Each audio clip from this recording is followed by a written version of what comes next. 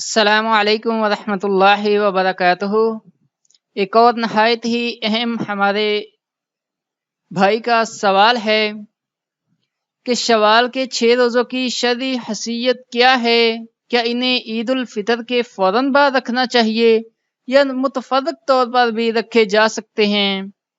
تو اس کا جواب، عید الفطر کے بعد ماہ شوال کے 6 روزے بڑی اہمیت رکھتے ہیں۔ احادیث میں ان کی بڑی فضیلت بیان ہوئی ہے۔ رسول اللہ صلی اللہ علیہ وسلم کا ارشاد گرامی ہے کہ جس کا ماہ رمضان روزے سے گزرا پھر شوال کے 6 روزے رکھے، اسے سال بھر کے روزے رکھنے کا ثواب ہوگا۔ یہ صحیح مسلم کتاب الصیام میں حدیث موجود ہے۔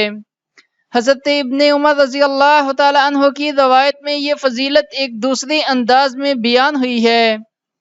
ارشاد نبوی صلی اللہ علیہ وسلم ہے کہ جس نے ماہ رمضان کے روزے رکھے، اس کے بعد ماہ شوال کے بھی 6 روزے پورے کیے، وہ گناہوں سے یوں پاک ہو جاتا ہے گویا آج ہی شکم مادر سے پیدا ہوا ہے۔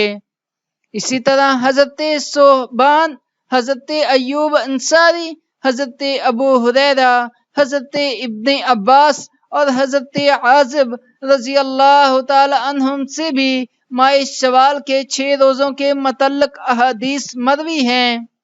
اکثر محدثین نے 6 روزوں کے استحباب اور مشروعیت سے اتفاق کیا ہے، البتہ امام مالک، امام ابو حنیفہ رحمہ اللہ سے ان کے متعلق کراہت منقول ہے، جو بلا دلیل ہے۔ بہتر ہے کہ عید الفطر کے متصل بعد 6 روزے مسلسل رکھ لیے جائیں، تاہم اگر ماہ شوال میں متفرق طور پر بھی پورے کر لیے جائیں تو بھی جائز ہے۔